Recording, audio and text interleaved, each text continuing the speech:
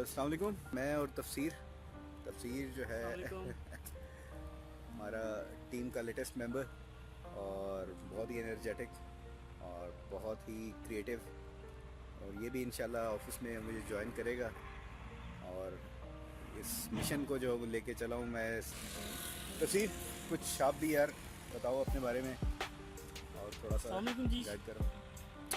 जैसे कि मुज़फ़्फ़र भाई ने बताया, मेरा नाम तफसीर है।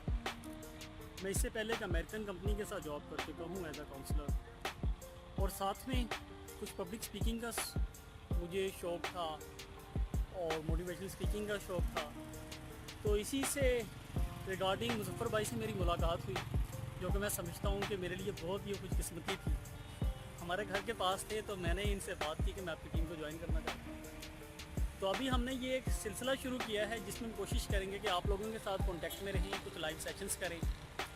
तो आज का सेशन है जॉब्स के मतलब, और जो क्वेश्चंस वगैरह होंगे आपके या एक ऑर्डनरी इंसान के जहन में जो क्वेश्चंस आते हैं, तो वो हम लोग कंपाइल करके आप लोगों के सामने ये सेशन वगैरह इस तरह किया करेंगे। अब सबसे कॉमन यानी कि आपको क्या लगता है तफसीर, क्या क्वेश्चन हो सकते हैं जहन में?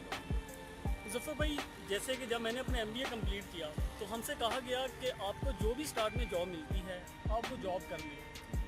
तो मेरा आपसे क्वेश्चन ये है कि क्या कोई भी जॉब हो हमारे प्रोफेशन से रिलेटेड है या नहीं है, मेरी डिग्री से रिलेटेड है या नहीं है, तो अब क्या कहते हैं हमें वो जॉब स्टार्ट कर लेनी चाहिए? अच्छा यार, एक ये अलमिया है। अनफॉर्चुनेटली हमारा एजुकेशन सिस्टम हमें उस मार्केट के लिए प्रिपेयर नहीं करता। वो हमें बस डिग्रियां दे के और बाहर फेंक देता है कि बस जाएं, निकल जाएं और अब अपना आगे प्रोफेशन जो है वो आप खुद तलाश करें। कितने ही लोगों को मैंने देखा है, यानी 99.9% लोग ऐसे हैं कि जिन्हों की डिग्री कुछ और होती है, जॉब कहीं और कर रहे होते हैं। ऐसे ही है। ठीक है, MBA करके निकलते हैं, MBA मार्केटिंग में किया हुआ है, अकाउंट्स की कहीं जॉब मिलती है वो कर लेते हैं, एडमिनिस्ट्रेशन की कहीं जॉब मिलती है वो कर लेते हैं।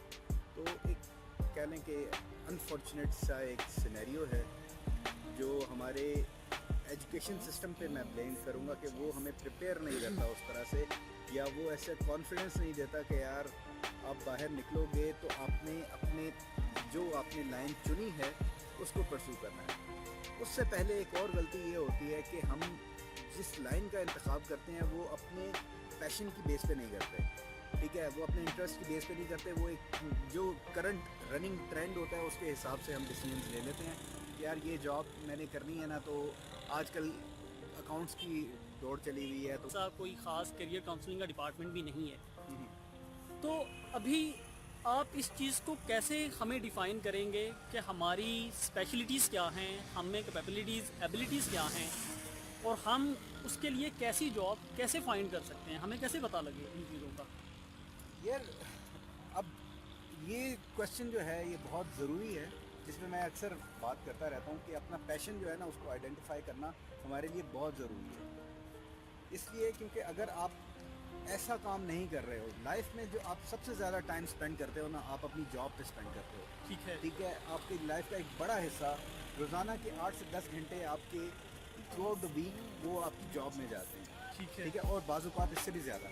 ठीक है, क्योंकि आप एक कन्वेंशनल जॉब से अपने खर्चे वगैरह वो चीज़ें पूरी नहीं कर पाते होते, तो फिर आप एक्स्ट्रा पार्ट टाइम भी जॉब करते हो, और वो भी वो जॉब कर लेते हो जो कि आपको पसंद नहीं है। ठीक है, तो ये भी एक प्रॉब्लम है। अब पैशन को ढूंढना कैसे है? पैशन को ढूंढने के लिए मैं हमेशा सजेस्ट करता हूँ कि आप आपको एक सेल्फ डिस्कवरी का प्रोसेस है, आप उसको उसमें पड़ जाएँ। ठीक है, और वो आपको एक्सपेरिमेंटेशन करनी पड़ेगी, अपने आप को खुद तलाश करना पड़ेगा। कोई इसका ब्लैक एंड वाइट आंसर नहीं है कि एक ही आंसर हर एक बंदे के लिए चलेगा।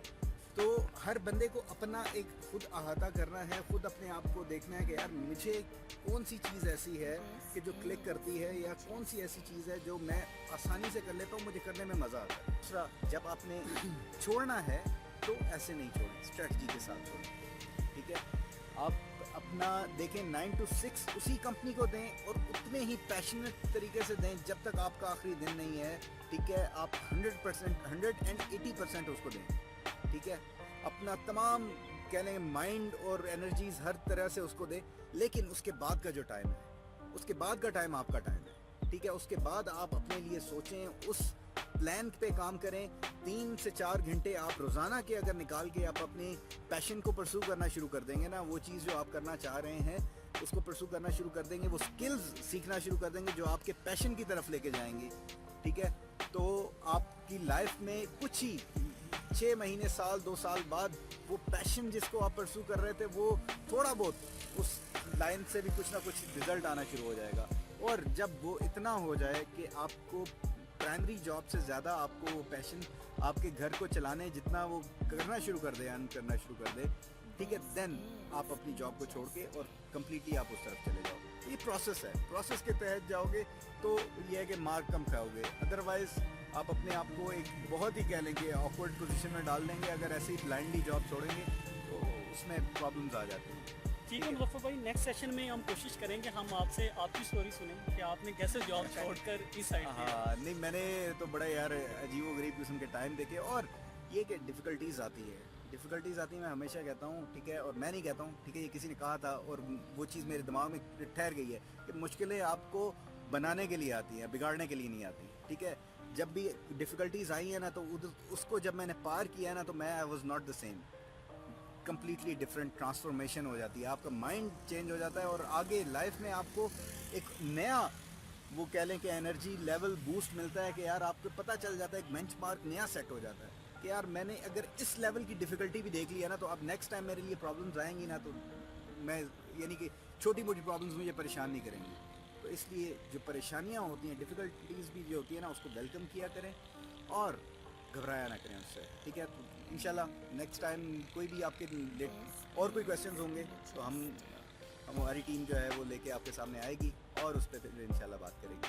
कोई आपके क्वेश्चंस हैं तो आप बता दें क्योंकि यहाँ पे कमेंट्स पढ़ना और वो सारा कुछ चलाना जो है ना यानी it's proving to be difficult. जो लोग इस सेशन में हमारे साथ शामिल हुए उन लोगों को बहुत शुक्रिया। इंशाल्लाह नेक्स्ट सेशन के साथ आप लोगों के साथ हम दोबारा से हाजिर होंगे। अपना ख्याल रखिएगा। अल्लाह हाफिज़। अल्लाह हाफिज़।